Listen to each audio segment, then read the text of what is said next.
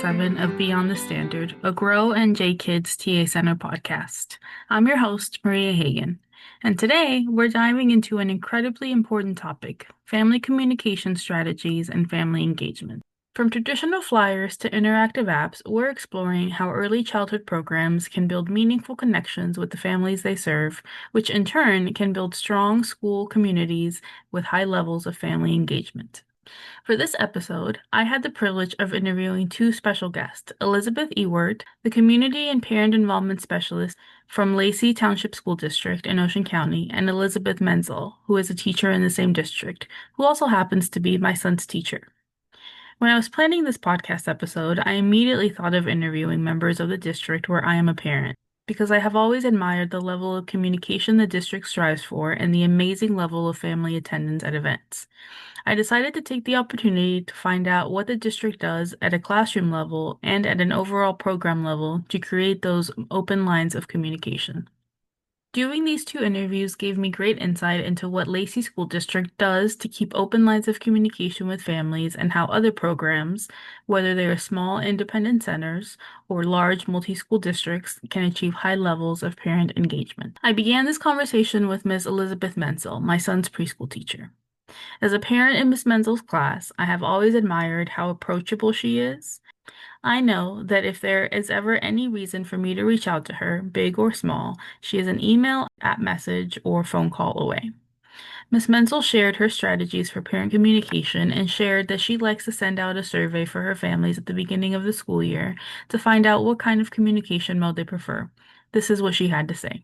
Phone call can be very hard to pick up during the day, or even, after school hours when you have to run, get the kids off the bus and everything like that. So I do try to get some input from the parents as to what's the best way for me to contact you? Is it the phone? Is it email? Is it through our app? This practice of sending a survey to families can make a great impact in how responsive parents are to classroom teachers or other staff. This lets parents know that their voice is heard and respected, while also providing practical feedback to the classroom staff about families' preferred communication methods. Whether it's sending out surveys or flyers to events, having open lines of communication with families is crucial to ensure everyone is informed on what is happening with a child. However, this is sometimes easier said than done. There are often many barriers to effective communication. I asked Miss Menzel about these barriers and how she addresses them in her classroom. This is what she had to say. I've had parents who have issues with their own cell phones and being able to download apps, open apps and things like that, where things can kind of get missed. Right. That's why I really do, as much as I love the apps, I do appreciate more so email to be able to go back and forth about things if you need to, because I just feel like it's much easier to be able to reach the parent via email, because then it's kind of like they don't have to stop everything they're doing right now to look at what's going on and address it. Addressing the fact that there are roadblocks and challenges with all communication modes is important for all staff in order to be able to communicate with families. While all communication modes have their advantages, they all have drawbacks. As Ms. Menzel said, using apps and emails is fast and efficient, but there are families who do not have access to technology. Phone calls are a great way to communicate with families, but working parents might have a hard time answering the phone during the workday. And while flyers are a great and simple way to disperse information, paper flyers can become lost, or, in my case, can get thrown out by a well-meaning preschooler who wants to help mommy clean up. I appreciate that my children's teachers use a variety of methods to communicate with me so that I can be confident that I am not missing an important message. Ms. Ewart let me know that this is an intentional practice the school district has put in place. Let's listen. Messaging through the app is amazing because I get the data, I'm informed, but it's not, the teacher having to step out of the room multiple times a day. And so a lot of times it is a case by case basis. So we make sure to go above and beyond to accommodate all those modes of communication. And even if the home language is different, that we're able to accommodate that communication in the home languages too. All of these strategies the district and its classroom staff have put into place have made it so that all parents have received a clear message. Your voice matters and you are welcome. It's not just about the modes of communication, though. Ensuring that families feel welcome and comfortable has to do with how the program deals with different cultures and families. Ms. Ewart had this to say on the topic. Recognizing that people work, and also recognizing the different home situations, whether it's a traditional two-parent home, something else slightly more non-traditional. If it's a multi-family home, we are also incorporating a lot of different cultures, and their home dynamics are set up very differently. So making sure that everyone feels welcome and invited and comfortable. Recognizing that all families are unique and have unique needs is so important for all programs. It can make a huge difference in how families interact with staff and how engaged they are. I first joined this district when my family moved to the area and my oldest daughter joined the pre-K program. Now, my younger son is going into his second year of pre-K, and it has been amazing to see the number of families who attend district events. It is something that has stood out to me not just as a parent, but as a coach.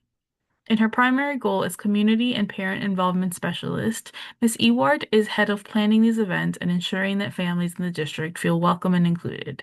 I asked her how she thinks the district has been able to achieve this level of engagement. Here's her response. We do consistently ask for feedback from the staff and the parents and things like that. Like what worked, what didn't work, like how do we improve? How do we grow? What do you want to do again? What do you want to change? So I think that's important too, like, it being able to accept the feedback. It became evident to me as I spoke with both Miss Ewart and Miss Menzel that one of the key things to build family relationships is not about what the school shares with families, but what families share with the school. More importantly, that families feel as though they have the means and opportunity to give feedback and reach out to staff if they need. Here's Miss Ewart again. We encourage our parents, tell us everything. If they had a bad morning, every little thing can improve our kids' days or, make them a little bit more stressful. And we want to know all of that. And so I think that's also helpful, like for the parents that like it is a two-way street and you're like, yes, tell us everything because it really does all matter.